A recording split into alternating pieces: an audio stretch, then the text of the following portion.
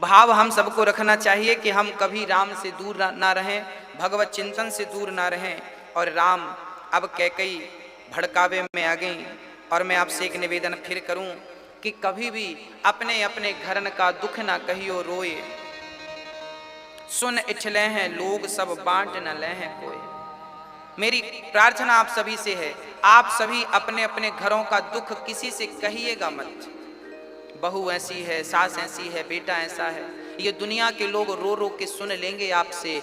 और आपके जाने के बाद हंस हंस करके लोग बताएंगे देखो फलाने के घर में तो आग लग गई, ऐसा है वैसा है।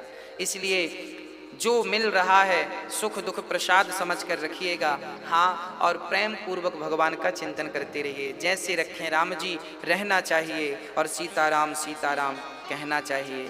मंथरा चली गई पूरा पाठ पढ़ा करके, और यहाँ दशरथ जी को लगा सबको सूचना मिल गई है। अच्छा, दशरथ जी कैकई से इतना प्रेम करते थे, इतना प्रेम करते थे कि स्वयं दशरथ जी सोच रहे थे कि आज सबको पता चल जाए कि राम राजा बनने वाले हैं, पर कैकई को मत बताना, क्योंकि कैकई को मैं खुद बताऊंगा। दशरथ जी ने कहा मैं खुद बताऊंगा, क्योंकि कैकई बार बार दशरथ जी से कहा करती थी कि सुनो बुढ़ापा आ गया है, राम को राजा कब बनाओगे।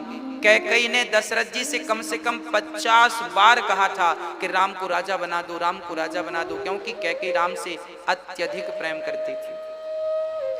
आज जब दशरथ जी आए तो पता चला कि कैकई तो कोप भवन में चली गई, सारा श्रृंगार उतार के फेंक दिया, मंगलसूत्र यहाँ पड़ा है, कान के बाले यहाँ पड़ा है। और जब दशरथ जी ने सुना कि कैकई कोप भवन में चली गई, दशरथ जी मानो डर गए कि ये क्या है। दशरथ जी अब धीरे धीरे जा रहे हैं कैकई के भवन में, और कैकई कोप भवन में बिल्कुल अंधकार था। दशरथ जी पहुंचे, आवाज लगा रहे हैं कैकई कहाँ हो, कैकई कहाँ हो, मृगनयनी कहाँ हो, गजगामिनी कहाँ हो, सुनो देखो दशरथ आया है, क्या संदेशा लेके आया है। तुम सुनोगी तो नाचने लग जाओगी। तुम कहा करती थी ना कि राम को राजा बनना है, राम को राजा बनाओ, आज मैं वही संदेशा लाया हूं, कल राम को राजा बनाया जाएगा। और कैकई ने जब ये बात सुनी कि राम को राजा बनाया जाएगा दशरथ के मुंह से, तो मानो कैकई को 1000 बिच्छू ने एक साथ डंक मार लिया हो, इतना कष्ट हुआ कैकई को। राम राजा बनेंगे ये सुनकर क्यों कष्ट हुआ, क्योंकि गुरु मंथरा थी ना, गुरु का प्रभाव तो चेला पर रहेगा।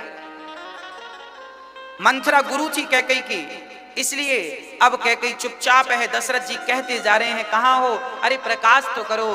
तब कहीं जाकर कैकई ने एक दीपक जलाया, और दीपक जला, दशरथ जी पहुंचे, कैकई को देखने लगे, प्रेम की निगाहों से देखने लगे, कैकई को स्पर्श करने लगे। कैकई ये हालत क्यों बना रखी है, क्या हुआ, तुम्हें किसी से भय है क्या, तुम्हें किसी से खतरा है क्या, बोलो तुम्हें क्या चाहिए, कुछ चाहती हो क्या, बोलो क्या चाहिए तुम्हें, जो मांगोगी आज देंगे।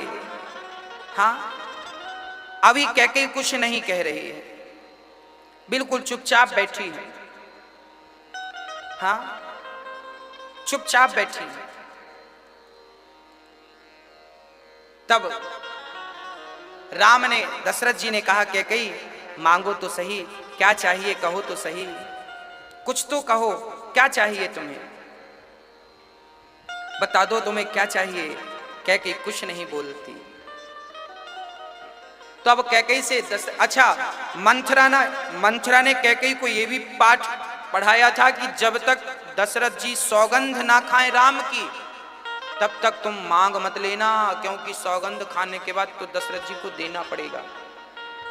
पर दशरथ जी का हृदय इतना सुंदर था कि दशरथ जी ने कहा कैकई मैं राम की 100 सौगंध खाता हूं, तू वरदान मांग, तू जो मांगेगी मैं दूंगा। तब कैकई बोलने लग गई, हाँ अब तो बोलने लगी, 100 सौगंध जो खा ली दशरथ जी ने।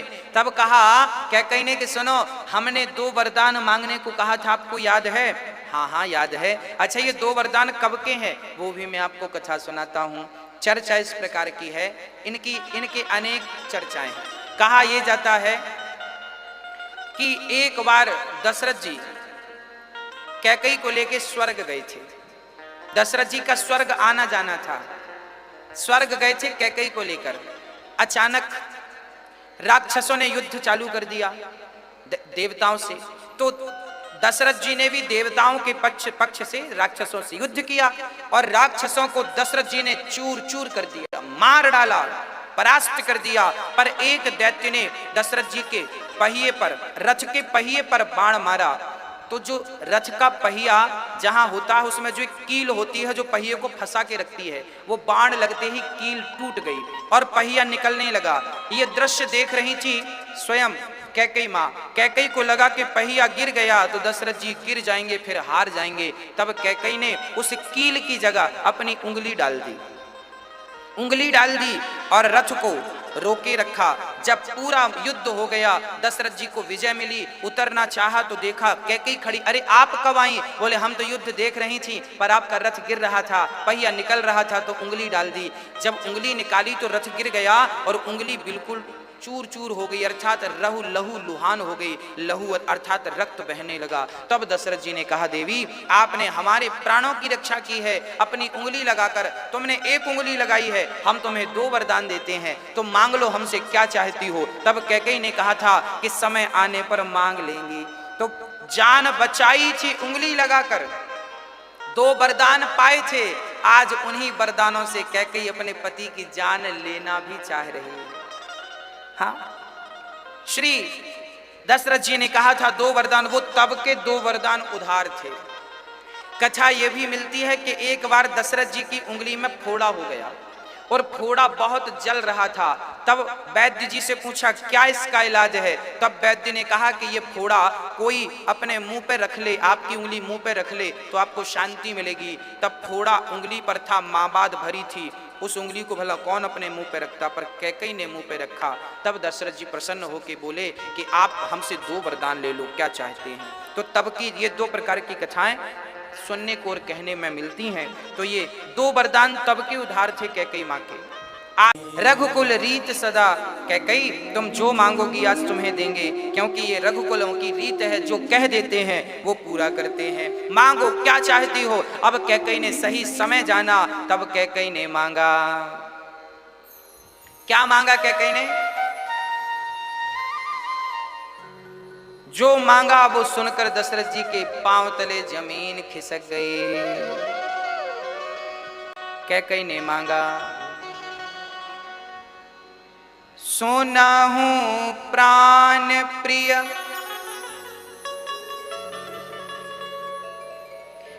हो सोना हूं प्राण प्रिय, भावतनी का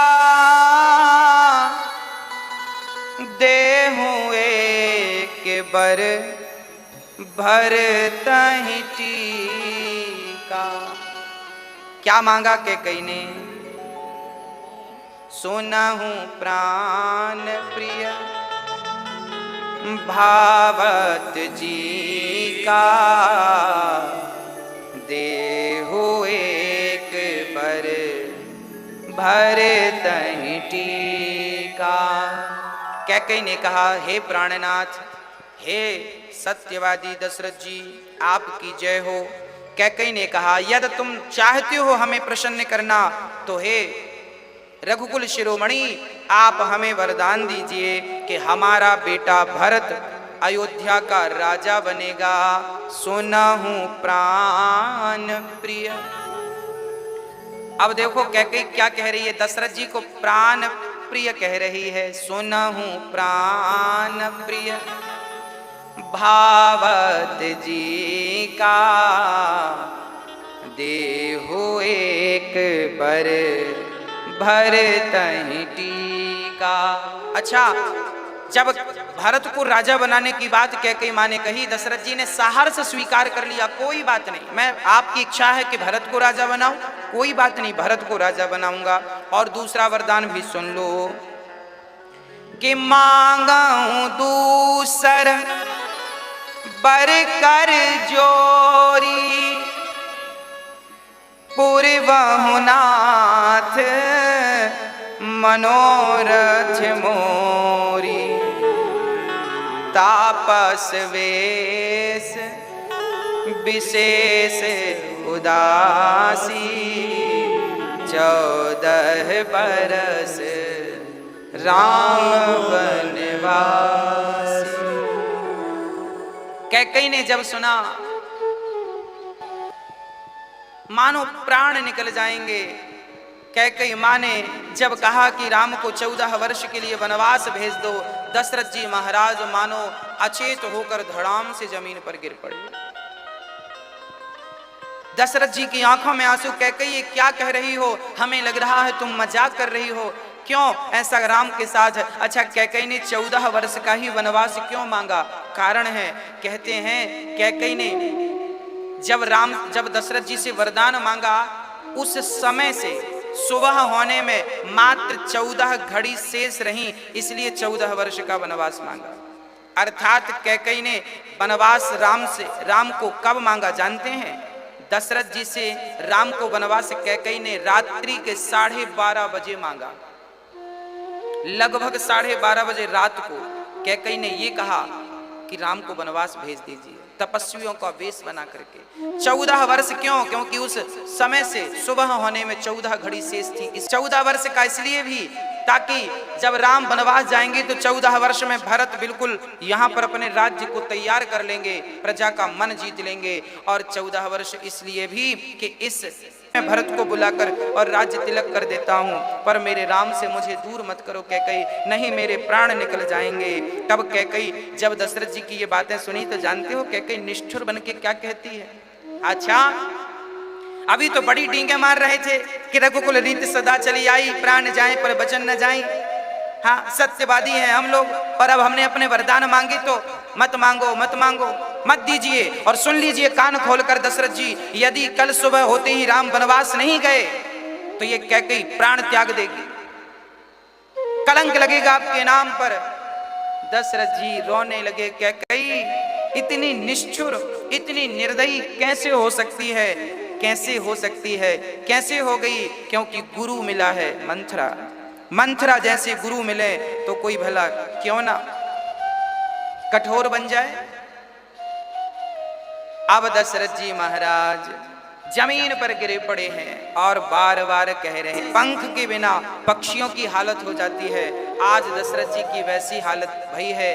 दशरथ जी घिसटते घिसटते, उनकी अब हिम्मत नहीं हुई कि वो खड़े हो सकें। दशरथ जी घिसटते हुए कैकई के पास जाते हैं और कैकई के चरण पकड़ के हाथ जोड़कर कहते हैं, कैकई मैं हाथ जोड़ के चरण पकड़ के विनती करता हूँ, मैं भरत को राजा बना दूंगा, पर मेरे राम को वनवास मत भेजो। नन्हा सा बालक है, कैसे वनवास में रहेगा? और तो और मैंने सारे समाज को, सारे क्षेत्र वालों को ये कह दिया है कि राम कल राजा बनेंगे। सारे लोग जब आएंगे और राम को राजा ना देखकर वनवास की ओर जाता देखेंगे तो लोग हमें क्या कहेंगे? कैसे दशरथ थे, एक नारी के लिए अपनी बुद्धि बिगाड़ ली। आज दशरथ जी ने मन में विचार किया कि मैं तभी मर जाता होगा, तूने अपनी उंगली ना लगाई होती, रथ का पहिया गिर जाता, मैं मर जाता तो कम से कम आज ये कलंक तो ना लगता। तूने क्यों मेरी जान बचाई वो रथ में उंगली लगा करके? दशरथ जी बोले कि ऐसी नारियों का विश्वास नहीं करना चाहिए, ऐसी नारियों का जो दूसरों के भड़कावे में आकर के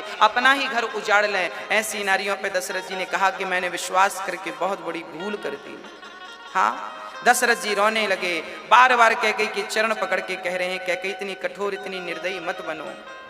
हाँ, मत इतनी निर्दयी बनो, पर मानने को तैयार नहीं। उसी क्षण सुबह, अब पूरी रात दशरथ जी ने रोते रोते गुजारी। सुबह हुआ, श्री सुमंत्र जी आ गए। सुमंत्र जी ने देखा कि आज पूरी प्रजा, सबको ये पता था कि आज राम राजा बनेंगे, सारे लोग बाजे बजा रहे हैं और बिरदावली गा रहे हैं, परंतु जनक अभी दशरथ जी उठे नहीं सोकर।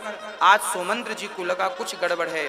पता चला कि कोप भवन में गए हैं दशरथ जी। सुमंत्र जी गए और जब कोप भवन में जाकर दशरथ जी की हालत देखी तो दंग रह गए। प्रभु क्या हुआ? संभाला सुमंत्र जी ने दशरथ जी को। दशरथ जी कुछ ना बोल पाए। कैकई ने कहा, सुमंत्र जी जाओ और राम को बुला कर लाओ। सुमंत्र जी कैकई को देखते हैं और समझ करके कैकई से कुछ कहते हैं धीरे से।